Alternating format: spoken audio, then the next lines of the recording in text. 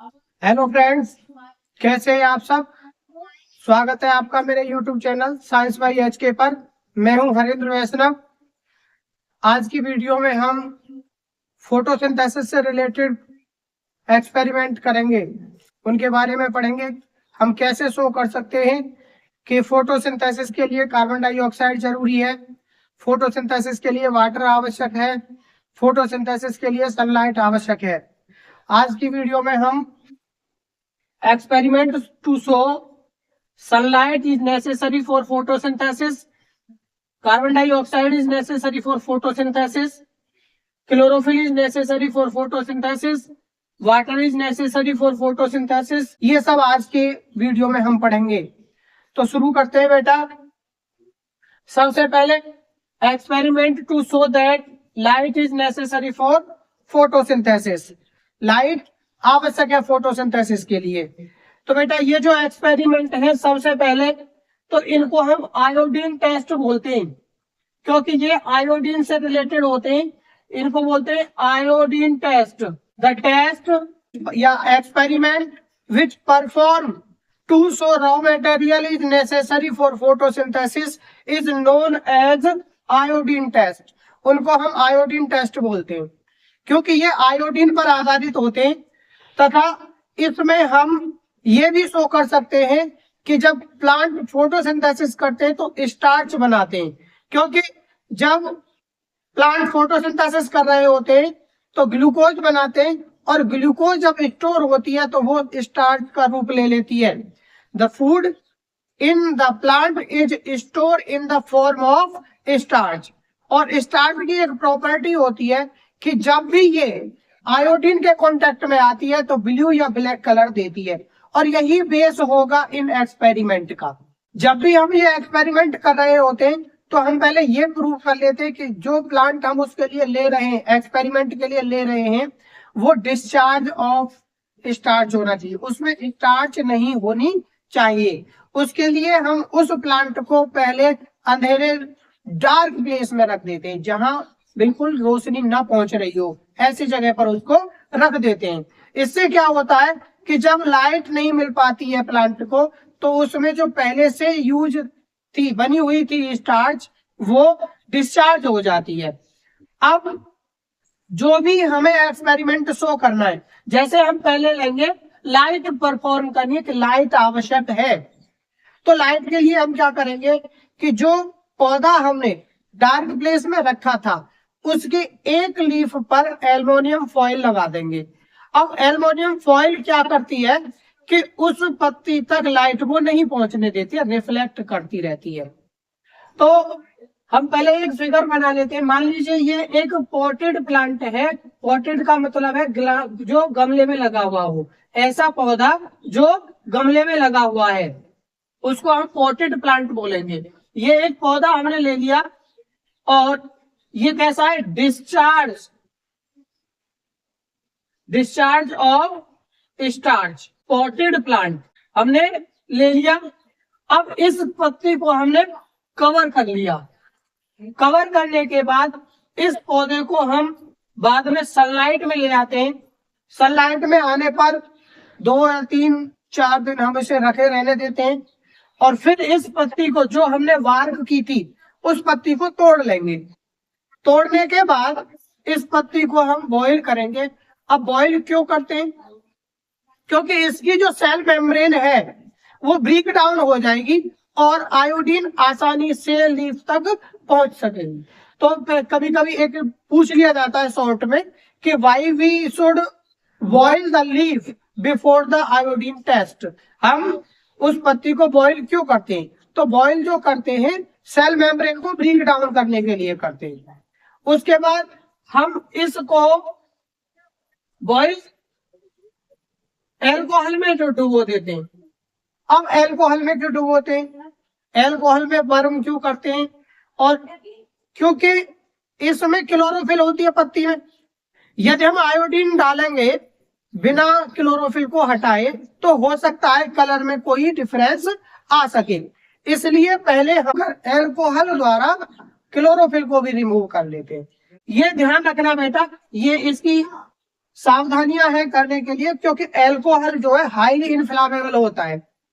अब यदि हम उसको डायरेक्टली वर्म करेंगे एल्कोहल को, तो हो सकता है वो आग पकड़ ले। इसीलिए पहले हम एक बड़े बीकर में वाटर ले लेते हैं और फिर एक छोटा बीकर लेते हैं और उसमें क्या है, एल्कोहल ले लेते हैं। ये वाटर बात है इस बीकर में, इसमें एल्कोहल लेते हैं और इसमें पत्ती को डाल देते हैं। पत्ती को फिर धीरे धीरे इसे बर्नर पर गर्म करते हैं। इससे क्या होगा, ये एल्कोहल डायरेक्ट संपर्क में नहीं आएगा फायर के, जिससे कि ये आग नहीं पकड़ पाएगा। तो ये इस और कब तक गर्म करेंगे इसे, तब तक गर्म करेंगे जब तक इस एल्कोहल का कलर जो है ग्रीनिश कलर का नहीं हो जाए। अब ये पत्ती जो पेल कलर की हो जाएगी और फिर इसे बाहर निकालकर इस पर आयोडीन डालेंगे और ऑब्जर्व करेंगे कि कलर चेंज हुआ है या नहीं हुआ है। तो जब हम इस पर आयोडीन डालते हैं, इस पत्ती पर हम आयोडीन डालते हैं, तो क्या होता है, ये जो पार्ट था ये कलर चेंज नहीं करता, बाकी पार्ट कलर चेंज कर देता है। अब ऐसा क्यों हुआ, क्योंकि इस पार्ट को कार्बन डाइऑक्साइड भी मिल रही थी, वाटर भी मिल रहा था, लेकिन क्या नहीं मिला, सनलाइट नहीं मिली। और जितने पोर्शन को सनलाइट नहीं मिली उतने ही पोर्शन ने कलर चेंज नहीं किया। इस द्वारा इस एक्सपेरिमेंट से हम ये शो कर सकते हैं कि फोटोसिंथेसिस के लिए लाइट आवश्यक है। तो इसे दोबारा रिपीट कर लेते बेटा। इसमें जो मेन क्वेश्चन ज्यादातर पूछे जाते हैं, पहला होता है कि हम लीफ को बॉईल क्यों करते हैं। तो मैंने इसमें आपको बताया था, लीफ को बॉईल इसलिए करते हैं ताकि उसकी सेल मेम्ब्रेन ब्रेक डाउन हो जाए और आयोडीन को परमिशन मिल जाए लीफ तक पहुंचने की। उसके बाद फिर एल्कोहल क्यों डालते हैं, तो क्लोरोफिल को डिस्चार्ज करने के लिए हम एल्कोहल डालते हैं, जिससे कि क्लोरोफिल रिमूव हो जाए और हमारे टेस्ट में कोई भी डिस्टैच ना आए, कोई भी क्लोरोफिल जो है अलग कलर प्रोवाइड न करे। उसके बाद हम इस पर आयोडीन डालते हैं, कलर को ऑब्जर्व करते हैं। इस तरह से हम ये प्रूव कर सकते हैं कि फोटोसिंथेसिस के लिए लाइट आवश्यक है। अब बात करते हैं दूसरे एक्सपेरिमेंट की, कि सनलाइट तो हो गई, कार्बन डाइऑक्साइड इज नेसेसरी। अब इसमें क्या होगा बेटा, ये भी टेस्ट तो आयोडीन टेस्ट ही रहेगा, लेकिन इनमें एक चीज हमें करनी होगी कि जिस चीज को हम प्रूव कर रहे हैं, जिस रॉ मटेरियल को हमें प्रूव करना है, उसको सबसे पहले रिमूव करेंगे, उसे हटाएंगे। तो इसमें क्या करेंगे हम, इसमें तो हमने वार्प किया था लीफ को, सेम प्रोसेस वही रहेगी, बस अंतर यह आएगा कि इसमें हम कार्बन डाइऑक्साइड को रिमूव करेंगे। और रिमूव कैसे करेंगे, उस पत्ती को, प्लांट की पत्ती को हम एक जार में बंद कर देंगे, एक जार में बंद कर देंगे और इस जार में हम थोड़ा सा पोटेशियम हाइड्रोक्साइड भी डाल देते हैं, जिससे कि यदि इसमें पहले से उपस्थित कार्बन डाइऑक्साइड होगी वो न्यूट्रलाइज हो जाती है। कार्बन जो पोटेशियम हाइड्रोक्साइड है वो कार्बन डाइऑक्साइड को निष्क्रिय कर देता है। तो अब क्या होगा, ये वैक्यूम ट्यूब बन जाएगी। फिर हम इन पत्ती को तोड़ लेंगे, तोड़ने के बाद फिर इसे बॉईल करेंगे, एल्कोहल डालेंगे और फिर आयोडीन डालेंगे। आयोडीन डालने पर देखेंगे कि जितने पोर्शन में कार्बन डाइऑक्साइड नहीं पहुंचा था वहां पर कलर चेंज नहीं होता है, और जहां तक उसे कार्बन डाइऑक्साइड मिल रही थी उतने पोर्शन का कलर चेंज हो जाता है। तो इससे ये प्रूव होता है कि carbon dioxide is necessary for photosynthesis. Next बात करते हैं बेटा हम, chlorophyll is necessary for photosynthesis. Chlorophyll is necessary for photosynthesis. इसके लिए हम एक ऐसा प्लांट लेते हैं जिसकी एक पत्ती का कुछ पार्ट व्हाइट हो और कुछ पार्ट ग्रीन हो, और इसको बोलते हैं वेरिजेटेड लीफ।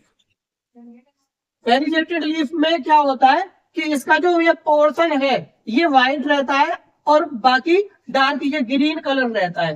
तो इसमें सेम इसको बॉईल करेंगे बॉईल करने के बाद इसमें हम अल्कोहल डालेंगे और अल्कोहल डालने के बाद फिर आयोडीन प्रूव करेंगे, तो देखेंगे कि जो पार्ट ग्रीन था वहां कलर चेंज हो जाता है और जहां व्हाइट था वहां कलर चेंज नहीं होता है। इससे प्रूव होता है कि कार्बन डाइऑक्साइड फोटोसिंथेसिस के लिए क्लोरोफिल आवश्यक है। वाटर सेम कंडीशंस रहेंगी, केवल हम उस प्लांट में वाटर नहीं डालेंगे तो पत्ती जो है वो आप वैसे भी इसको ऑब्जर्व कर सकते हैं कि यदि हम वाटर किसी प्लांट में न दें तो वो कुछ दिन बाद अपने आप मुरझा जाता है। उसे कार्बन डाइऑक्साइड भी मिल रही थी और सनलाइट भी मिल रही थी। एक सब्सटेंस हमने क्या रिमूव किया था, वाटर को रिमूव कर दिया था, जिसे प्रॉपर मात्रा में वाटर न मिलने के कारण प्लांट क्या है, फोटोसिंथेसिस से रिलेटेड जो भी एक्सपेरिमेंट थे वो कंप्लीट हो जाते हैं। इससे आगे की वीडियो में हम पढ़ेंगे कि ये जो कार्बन डाइऑक्साइड है प्लांट कैसे लेते हैं, वाटर कैसे लेते हैं और फोटोसिंथेसिस कहाँ होती है, कौन सी सेल में होती है, ये इससे आगे वाली वीडियो में पढ़ेंगे। यदि आपको वीडियो अच्छी लगी हो तो शेयर करें, लाइक करें, कमेंट करें।